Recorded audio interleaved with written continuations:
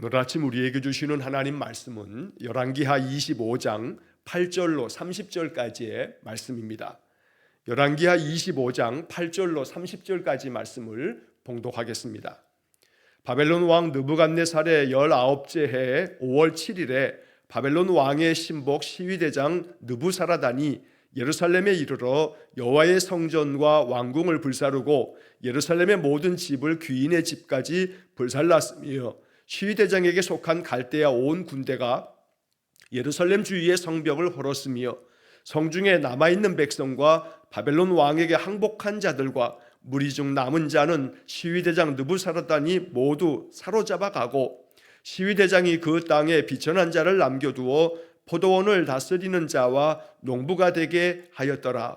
갈대아 사람이 또 여호와의 성전의 두 놋기둥과 받침들과 여호와의 성전의 놋바다를 깨뜨려 그 놋을 바벨론으로 가져가고 또 가마들과 부삽들과 부집게들과 숟가락들과 섬길 때에 쓰는 모든 놋그릇을 다 가져갔으며 시위대장이 또 불 옮기는 그릇들과 주발들 곧 금으로 만든 것이나 은으로 만든 것이나 모두 가져갔으며 또 솔로몬이 여호와의 성전을 위하여 만든 두 기둥과 한 바다와 받침들을 가져갔는데 이 모든 기구의 놋 무게를 헤아릴 수 없었으니 그 한 기둥은 높이가 18규빗이요 그 꼭대기에 놋 머리가 있어 높이가 3규빗이요 그 머리에 둘린 그물과 석류가 다 놋이라. 다른 기둥의 장식과 그물도 이와 같았더라. 시위대장이 대제사장 스라야와 부제사장 스바냐와 성전 문지기 3사람을 사로잡고 또 성중에서 사람을 사로잡았으니 곧 군사를 거느린 내시 한 사람과 또 성중에서 만난 바 왕의 시종 5사람과 백성을 징집하는 장관의 서기관 1사람과 성중에서 만난 바 백성 60명이라. 시위대장 느부사라단이 그들을 사로잡아 가지고 리블라 바벨론 왕에게 나아가매 바벨론 왕이 하맛 땅 리블라에서 다 쳐 죽였더라. 이와 같이 유다가 사로잡혀 본토에서 떠났더라. 유다 땅에 머물러 있는 백성은 곧 바벨론 왕 느부갓네살이 남긴 자라. 왕이 사반의 손자 아히감의 아들 그달리아가 관할하게 하였더라. 모든 군대 지휘관과 그를 따르는 자가 바벨론 왕이 그달리아를 지도자로 삼았다 함을 듣고 이에 느다니아의 아들 이스마엘과 가레의 아들 요하난과 느도바 사람 단후메스의 아들 스라야와 마가 사람의 아들 야사니아와 그를 따르는 사람이 모두 미스바로 가서 그달리아에게 나아가매 그달리아가 그들과 그를 따르는 군사들에게 맹세하여 이르되 너희는 갈대아인을 섬기기를 두려워하지 말고 이 땅에 살며 바벨론 왕을 섬기라. 그리하면 너희가 평안하리라 하니라. 7월에 왕족 엘리사마의 손자 느다니아의 아들 이스마엘이 부하 10명을 거느리고 와서 그달리아를 쳐서 죽이고 또 그와 함께 미스바에 있는 유다 사람과 갈대아 사람을 죽인지라. 노소를 막론하고 백성과 군대 장관들이 다 일어나서 애굽으로 갔으니 이는 갈대아 사람을 두려워함이었더라. 유다의 왕 여호야긴이 사로잡혀 간 지 37년 곧 바벨론의 왕 에월무로닥이 즉위한 원년 12월 그달 27일에 유다의 왕 여호야긴을 옥에서 내놓아 그 머리를 들게 하고 그에게 좋게 말하고 그의 지위를 바벨론에 그와 함께 있는 모든 왕의 지위보다 높이고 그 죄수의 의복을 벗게 하고 그의 일평생에 항상 왕의 앞에서 양식을 먹게 하였고 그가 쓸 것은 날마다 왕에게서 받는 양이 있어서 종신토록 끊이지 아니하였더라. 아멘. 자, 오늘 드디어 열왕기하의 마지막 부분을 우리가 읽고 묵상합니다. 남유다가 주전 586년 멸망하고 이제 멸망한 이 남유다의 남은 사람들의 삶의 모습이 어떠했는지 또 바벨론의 포로로 잡혀간 이들은 또 어떻게 되었는지 이러한 이야기들을 열왕기하의 이제 마지막 부분에 오늘 이 본문에 기록된 말씀을 봅니다. 하지만 이 남유다의 멸망 가운데서도 하나님께서 오늘 이 마지막 본문을 통해서 주시는 약속의 말씀이 있고 또 하나님의 그 깊은 섭리가 담겨져 있는 말씀이 오늘 본문 안에 있습니다. 이 열왕기하의 말씀은 우리가 이렇게 말씀으로 성경에 기록되어 있어 이 말씀을 읽고 또 묵상하고 있지만, 그러나 사실 이 열왕기하의 말씀은 열왕기상, 열왕기하, 이 말씀의 이스라엘의 역사는 이스라엘 사람들을 위해서 기록된 책입니다. 다시 말하면 이 열왕기상 하에 남유다 또 북이스라엘의 이 패망의 과정이 기록된 이 역사는 1차적으로는 이스라엘 사람들이 자기 민족의 역사를 기록하고 그 역사를 계속해서 음미하고 되새기면서 역사를 통해서 무언가 깨닫고 자신의 조상들의 그 역사를 통해서 오늘날 우리는 어찌해야 되는가 라고 하는 것을 계속 생각하고 반성하면서 이스라엘 사람들은 이 성경의 이야기를 통해서 끊임없이 역사 가운데 하나님이 어떻게 개입하시는지, 하나님께서 뜻하시는 바가 무엇인지를 그 백성들에게 가르쳐주고 있는 것입니다. 그래서 지금도 이 현대 사회를 살고 있는 지금도 유대인들은, 이 유대교에 속하여 있는 이들은 예수님을 그리스도로 영접하지는 않습니다. 위대한 선지자로 인정은 합니다만 메시아요 그리스도 되셔서 하나님의 아들로 이 땅에 오셨다는 것은 그들이 받아들이지 않습니다. 그래서 그들은 여전히, 유대교에 속한 현대 유대인들은 여전히 구약 성경 가운데 메시아를 기다리며 구약 성경을 지금도 그들은 그 신앙의 가장 근본으로 여기고 있습니다. 그런 가운데 열왕기상, 열왕기하를 오늘날 이스라엘 사람들도 유대인들도 여전히 이 역사서를 통해서 그들은 끊임없이 자신들의 역사를 통해서 생각하고 또 배우고 있다는 것입니다. 하지만 이것은 이스라엘의 역사이나 이스라엘 민족에게만, 유대인에게만 필요한 말씀이 아니고, 이것은 전능하신 하나님께서 많은 세상 나라 가운데서 이스라엘을 택하셔서 그들을 통해서 하나님의 구원 역사를 펼치시는 것을 기록한 책이기 때문에 이것은 유대인들만을 위한 책이 아니요, 온 세상에 하나님의 뜻을 따라 그리스도를 나의 주로 섬기는 모든 성도들에게 주시는 하나님의 말씀입니다. 그래서 우리는 이 남유다의 패망 이후의 이야기를 오늘 본문에서 보면서 이 말씀이 주는 영적 의미를 마음 깊이 묵상하며 이 말씀이 우리에게 주시는, 나에게 주시는 주의 말씀이 되기를 간절히 축원합니다. 자, 먼저 8절 말씀에서 12절까지의 말씀에서는 이제 예루살렘이 파괴되고 바벨론으로 잡혀가는 그런 남유다 사람들의 이야기를 기록하고 있습니다. 8절 말씀에 바벨론 왕 느부갓네살의 19째 해 5월 7일에 바벨론 왕의 신복 시위대장 느부사라단이 예루살렘에 이르러서 이 예루살렘의 여호와의 성전과 왕궁을 다 불사릅니다.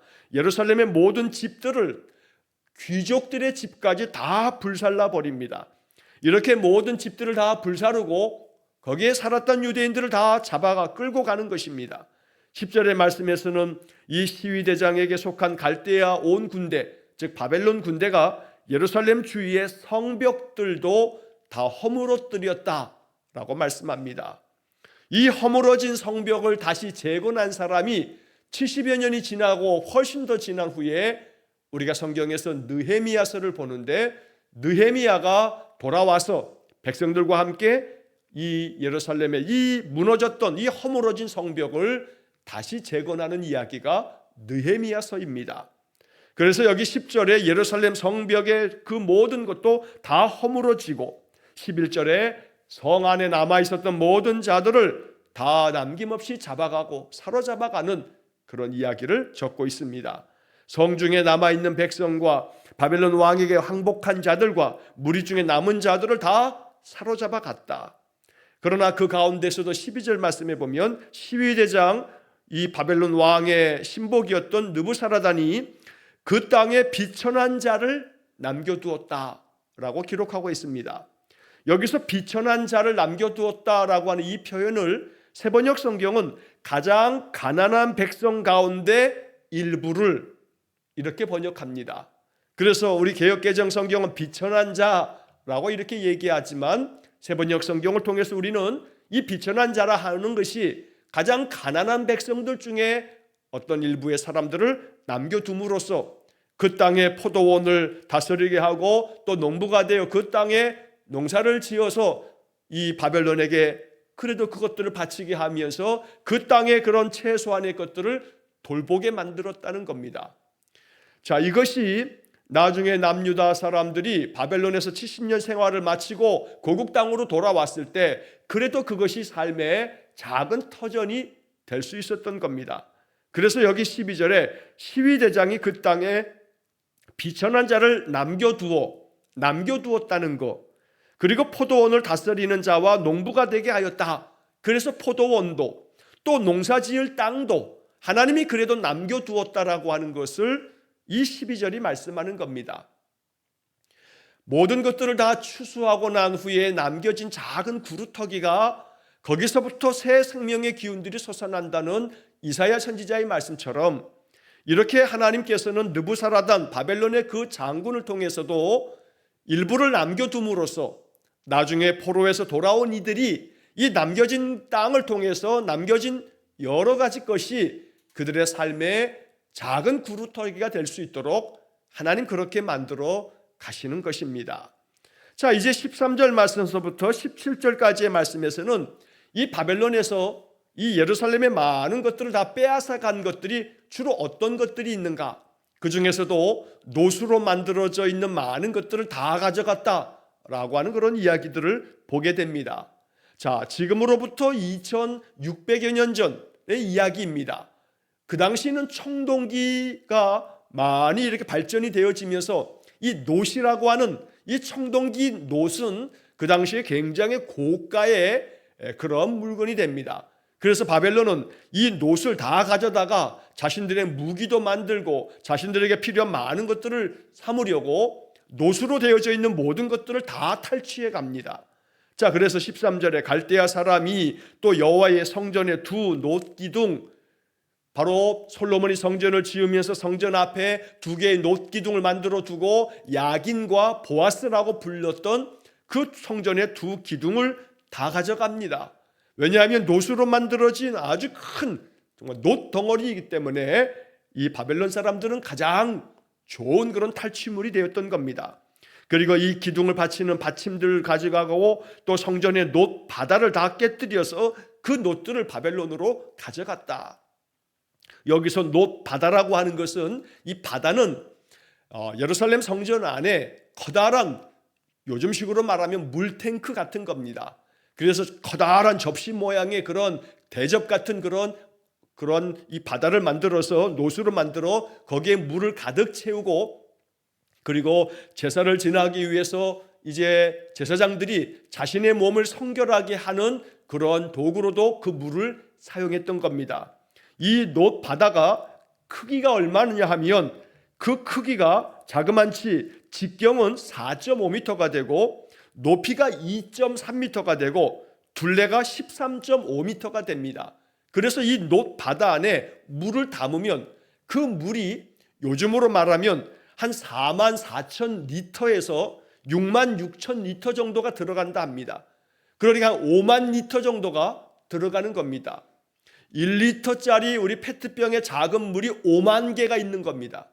그만큼 큰 이 놋 바다, 놋으로 만들어져서 바로 성전의 두 기둥뿐만 아니라 이 놋 바다도 다 깨뜨려서 바벨론에 가져갔다는 겁니다. 14절, 가마들과 부삽들과 부집개와 숟가락과 모든 그러한 놋 그릇들을 다 가져갔다.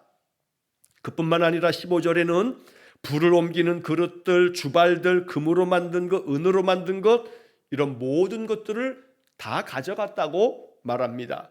16절의 말씀에서는 또 한 번 여호와의 성전을 위해서 만든 두 기둥, 좀 전에 13절에 말씀되어져 있던 성전의 두 놋기둥과 한 바다와 그리고 그 받침들을 가져갔다고 13절의 말씀을 다시 한번 반복하는데, 이러한 모든 기구의 놋 무게가 헤아릴 수 없을 만큼 어마어마하게 많은 놋으로 만들어져 있던 그런 기구들을 다 가져간 것입니다.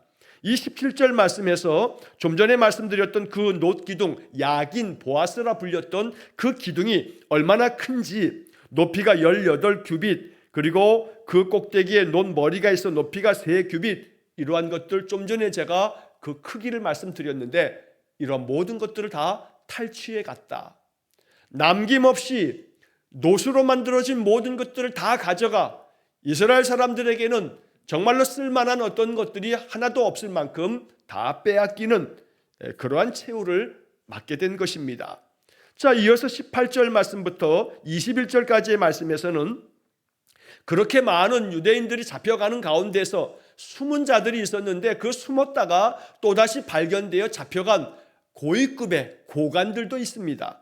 그래서 18절 말씀에 시위대장이 대제사장 스라야와 부제사장 스바냐와 성전 문지기 세 사람을 사로잡습니다. 또 성중에 사람들을 다 사로잡으면서 군사를 거느리는 내시 한 사람, 이 사람도 고위직이고 성중에서 만난 왕의 시종 5사람, 이 사람도 왕을 수발드는 왕의 보좌관들 같은 그런 고위직의 사람들이고 백성을 진직하는 장관의 서기관 한 사람, 성중에서 만난 바 백성 60명, 이렇게 이스라엘 남유다 사람들 중에서도 아주 고위직에 속하져 있는 그런 사람들도 다 사로잡아서 이제 바벨론 왕에 끌고 갔는데 21절의 말씀에 보면 바벨론 왕이 그들을 다 쳐 죽였다. 높은 고위직이 잡혀오면 그들을 다 쳐 죽이고 또 많은 백성들을 유다로 사로잡아가 그 본토 땅에서 다 그들은 떠날 수밖에 없는 그런 형편에 처해진 것입니다. 이 모든 것들은 다 하나님의 말씀, 하나님이 선지자를 통해서 말씀하셨던 바들을 무시하고 외면하고 하나님을 등지고 그렇게 하나님을 거스르다가 결국에 가서는 이렇게 남유다가 패망하고 이러한 고통, 이러한 참상을 겪게 돼버리고 만 것입니다.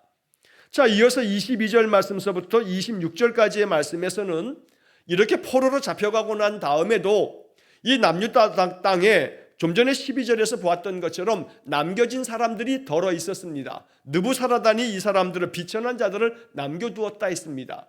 그리고 이 남겨진 사람들을 관리하게끔 하기 위해서 그달리아라고 하는 사람을 총독으로 세워서 이 남은 유대 땅에 남겨놓은 사람들을 잘 다스리고 관리하도록 만든 이야기가 22절에서 26절까지 기록되어 있습니다. 자, 바벨론이 다른 나라를 정복하고 나면 그 정복한 나라를 다스리는 방법이 예전의 아수르와 같지 않습니다. 자, 아수르는 북이스라엘을 정복하고 난 다음에 북이스라엘 사람들 다 포로로 잡아가기도 하고 그러면서 그 북이스라엘 땅을 아수르 사람들이 이주해 와가지고 아수르 사람들이 그 땅을 차지한 채로 그 땅을 다스렸습니다. 그래서 이 북이스라엘이 아수르에 망하고 난 다음에 북이스라엘의 수도였던 사마리아가 아수르 사람들이 이주해 와가지고 그 땅에 있는 여인들도 다 겁탈하고 그러면서 그 땅을 완전히 자기들의 것으로 만들어 버렸는데 바벨론은 모든 그러한 이 정복한 나라들을 아수르와는 달리 이 정복한 나라를 다 정복하여 포로들도 많이 잡아가고 탈취물들도 가지고 가고 난 다음에는 자기들도 그 땅을 그냥 떠납니다. 그 대신에 자기들의 그런 여러 몇몇 감독자들을 둘 뿐만 아니라 그 땅을 그 땅 사람들이 다스리도록 그렇게 만듭니다. 이게 바벨론의 정책이었습니다. 자, 그래서 유다 땅에 많은 포로를 잡아가고 난 다음 비천한 사람, 힘없는 자들을 남겨두고 그들에게 그 땅의 일부를 관리하게 하면서 그 땅을 그 백성, 바로 남유다 사람들 중에서 한 사람을 세워서 그 백성들을 다스려 가도록 만들었던 겁니다. 자, 이게 바벨론의 정책인데, 자, 그래서 22절에 보면 유다 땅에 머물러 있는 백성은 곧 바벨론 왕 느부갓네살이 남긴 자라 왕이 사반의 손자 아히감의 아들 그달리아가 관할하게 하였더라. 여기 이제 그달리아라고 하는 사람이 나옵니다.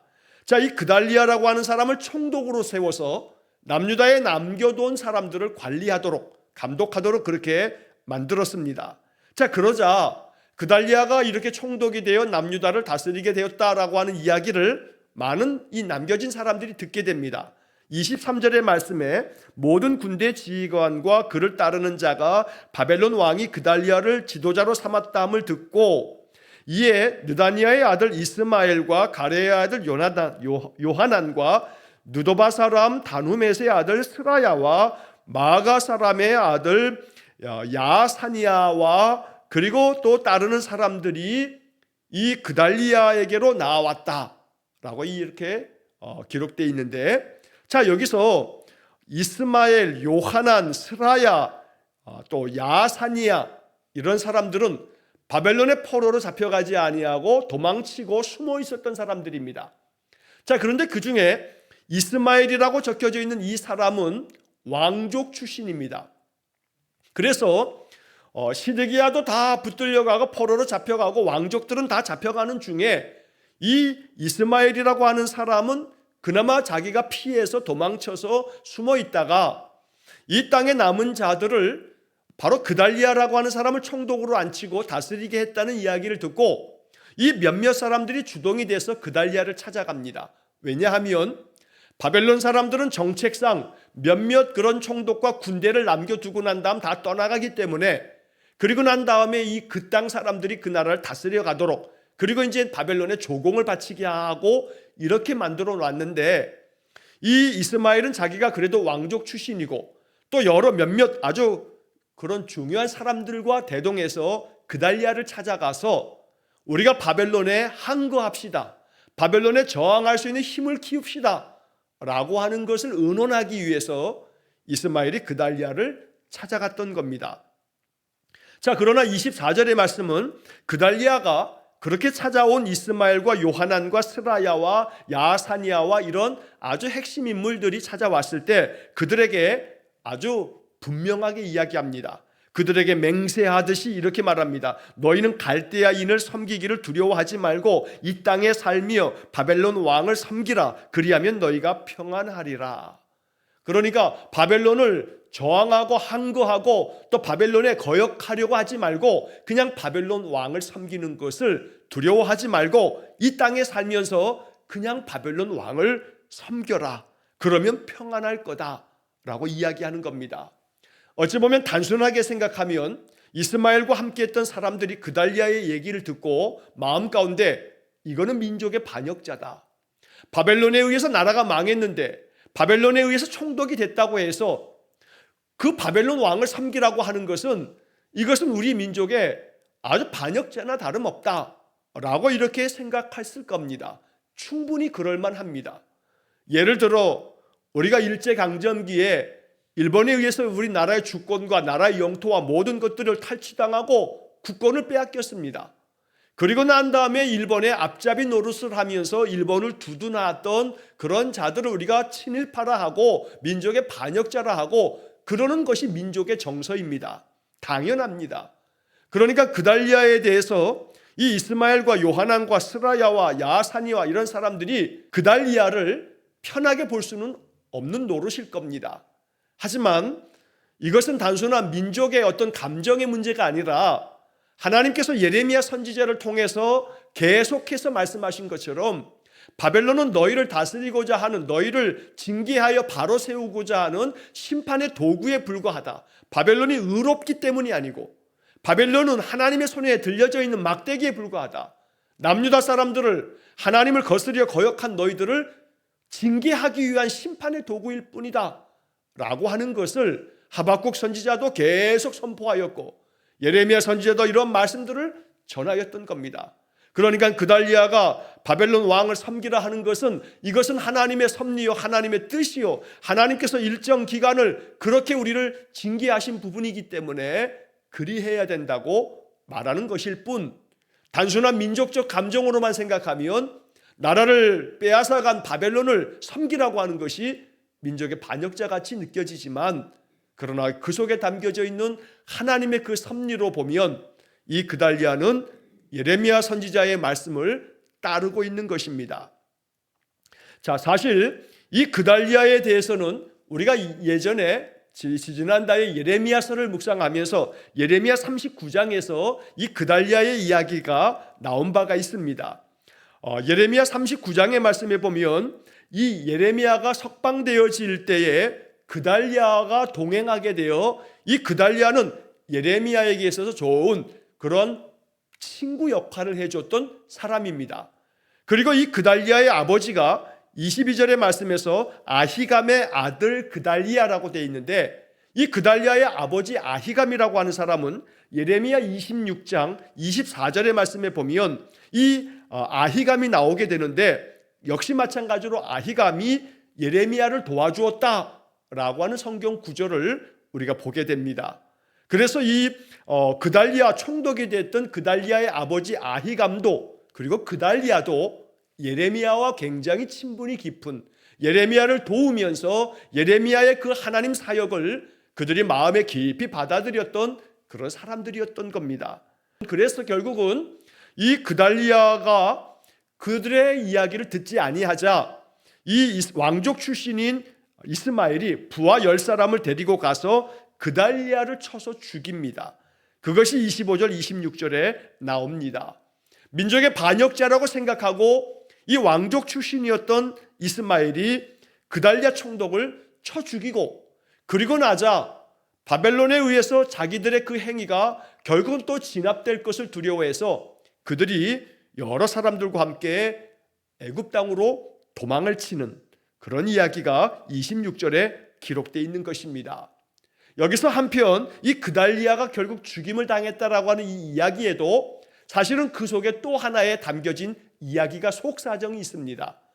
자, 오늘 이 열왕기 하에서는 25절 말씀에서 이렇게 이스마엘에 의해서 그달리아가 죽임을 당했다는 것으로 짧게 기록되어져 있지만, 그러나 지금 이 그달리아가 죽임당한 이 이야기가 예레미야 40장을 읽어보면 예레미야 40장에 그달리아가 죽임당했던 그 당시의 이야기를 예레미야가 상세하게 기록해 놓고 있습니다. 자, 이 그달리아가 이 이스마엘과 함께했던 사람에 의해서 그들이 찾아와서 이렇게 이야기를 나누고, 이 그달리아가 그것을 거절하고 그렇게 하지 말라고 하고 그들을 보내고 난 다음에 이스마엘이 이 그달리아 총독을 죽이려고 하는 음모를 꾸미게 되는데, 그 음모를 꾸미는 것들에 대해서 이것이 알려지게 되면서 요하난이라고 하는 사람과 군 지휘관들이 그달리아에게 찾아가서 당신을 만나고 갔던 이스마엘이 당신을 죽이려고 합니다. 그러니 우리에게 명령을 내리면 우리가 저 이스마엘을 먼저 죽이겠습니다. 그러니 저 이스마엘을 조심해야 합니다. 라고 이렇게 그달리아에게 경고하는 장면이 예레미야 40장에 기록되어 있습니다.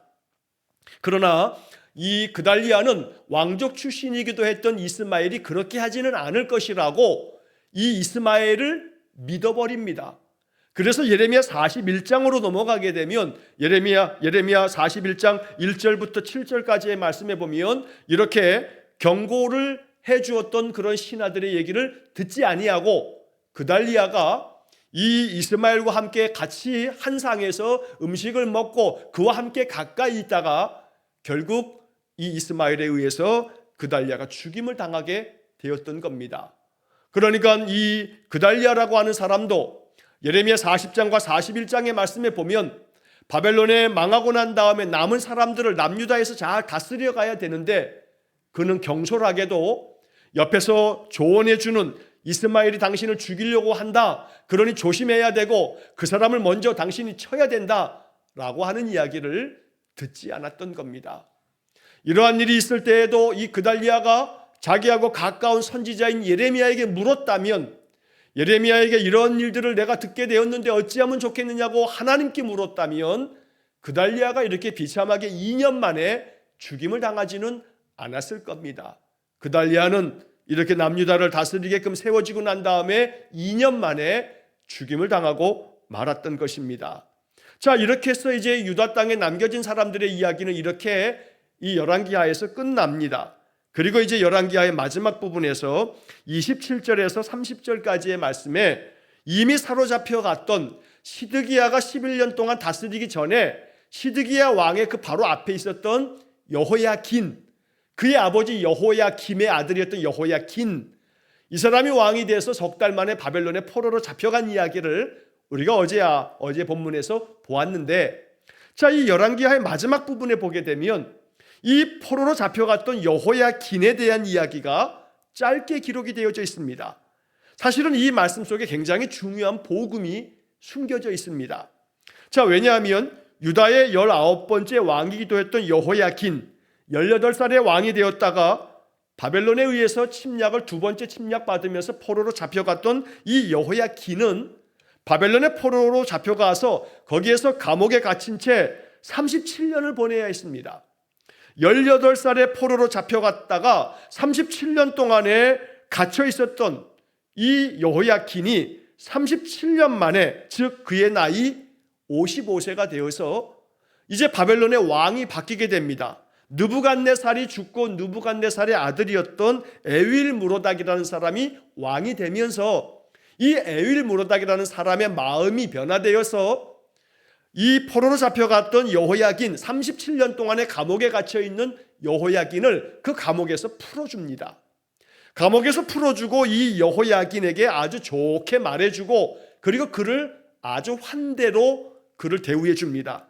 그래서 그의 지위를 바벨론의 여러 왕의 지위만큼이나 높여주고, 죄수의 의복을 다 벗겨주고, 그리고 일평생 왕과 함께 음식을 먹도록 그렇게 그를 맞아주고, 날마다 쓸 것들을, 필요한 것들마다 종신토록 끊이지 않도록 그에게 제공해 주었다라고 하는 이야기로 열왕기하가 이제 이렇게 끝나게 되는 겁니다. 자, 바벨론 땅에 포로로 잡혀가서 37년 동안 감옥 생활했던 여호야긴이 에윌무로닥이 왕이 되면서 감옥에서 풀려나고, 이제 그 에윌무로닥 바벨론의 왕과 함께 음식을 같이 먹으면서 종신토록 그래도 평안하게 그의 삶을 살다가 바로 이 바벨론 땅에서 죽습니다. 자, 그런데 여기에 어떤 복음이 담겨져 있냐 하면, 하나님께서 이 여호야긴을 다시금 이렇게 이제 모든 감옥 생활, 고통의 세월을 벗어나게 함으로써 이 여호야긴이 바벨론 땅에서 낳은 아들이 스알디엘이고, 이 스알디엘이 바벨론 땅에서 낳은 아들이 수룹바벨입니다. 다시 말하면 여호야긴의 손자가 수룹바벨이고, 이 수룹바벨이 바벨론이 나라가 망하고 난 다음 다시 그들이 예루살렘으로 돌아오게 될 때에 이 수룹바벨이 이스라엘 사람들 이끌고 돌아와서, 그래서 이 예루살렘에 다시 성전을 재건했던 사람이 수룹바벨입니다. 이 수룹바벨은 다윗의 후손, 즉 여호야긴이 이렇게 풀려나고 난 다음에 그가 바벨론 땅에서 낳은 아들의 아들, 손자가 되는 것입니다. 그리고 그 수룹바벨의 이름이 마태복음 1장 12절에 예수님의 조상들의 그 명단 가운데 수룹바벨의 이름이 등장하게 됩니다. 그러니까 하나님께서 바벨론 땅에 포로로 잡혀가서 고통하는 그 세월 속에서도 하나님이 여호야긴을 감옥에서 그냥 죽게 내버려 둔 것이 아니라 그 감옥에서 다시금 풀어줌으로써 거기서 아들을 낳고, 그 아들이 아들을 낳고, 그가 바로 예수님의 조상이 되는 수룹바벨로, 바벨론이 페르시아에 망하고 난 다음에는 페르시아 왕 고레스에 의해서 이 수룹바벨이 총독의 자격으로 이스라엘 백성들을 이끌고 귀환함으로써 다시금 돌아와서 예루살렘 성전을 다시 만들었던 두 번째 성전, 수룹바벨 성전을 만든 사람이 되는 겁니다. 그러니 하나님께서 이 여호야긴을 이렇게 다시금 회복시켜 주시는 이 마지막 이야기는 바로 남유다를 하나님이 버리시지 않으시고, 여전히 하나님께서 남유다를 향해서 하나님의 구원의 끈을 계속 이어가고 있다는 말씀을 여기 여호야긴을 통해서 들려주고 있다는 것입니다. 이러한 이스라엘의 이 마지막 역사를 읽으면서 여전히 하나님은 남유다 사람들을 향한 구원의 은혜를 여호야긴을 통해서, 그의 손자인 수룹바벨을 통해서 이루어 갔다는 사실을 기억하면서, 그 하나님이 바로 우리가 섬기는 하나님 되시기에 하나님께서 나의 모든 삶을 여전히 계속 붙잡고 계시고, 아무리 우리의 삶의 고난과 역경과 시련이 많아도 하나님은 계속 우리에게 구원의 은혜를 남겨두신다는 사실을 잊지 말고 여호와만을 진실되게 섬기는 믿음의 인생이 되시기를 주의 이름으로 간절히 축원합니다. 기도하겠습니다. 자비로우신 아버지 하나님, 열왕기하의 말씀을 우리가 이렇게 긴 시간 동안에 읽고 묵상하였습니다. 남유다의 패망의 역사까지를 우리가 읽으면서 그럼에도 불구하고 하나님께서 마지막 구원의 끈을 계속 놓지 않으시고 여호야긴을 다시 회복시키시면서 여호야긴을 통해서 그의 손자 수룹바벨이 나와서 다시 이스라엘이 회복되어 가나안 땅 예루살렘으로 돌아오게 될 때 그 수룹바벨이 이스라엘 사람들을 이끌고 와서 무너졌던 예루살렘 성전을 재건하는 놀라운 구원의 역사를 우리가 봅니다. 하나님, 여전히 우리의 삶에 여호와 하나님은 우리를 향한 구원의 은혜를 계속 베푸시는 줄 믿습니다. 하나님만을 바라고 의지하며 하나님의 뜻을 따르는 믿음의 인생 되어지도록 날마다 우리를 주의 능하신 손으로 붙잡아 주옵소서. 예수님 이름으로 기도하옵나이다. 아멘. 우리 구주 예수 그리스도의 은혜와 하나님 아버지의 극진하신 사랑과 성령의 교통하심이 우리의 인생의 모든 살 늘 주의 손으로 붙잡아 주시고 놓지 아니하시는 하나님의 구원의 은혜를 계속 바라고 의지하며 인생을 살기를 소원하는 머리 숙인 귀한 성도들 위에와 저들 가정과 온 가족들 위에 영원토록 함께 하시길 축원하옵나이다. 아멘.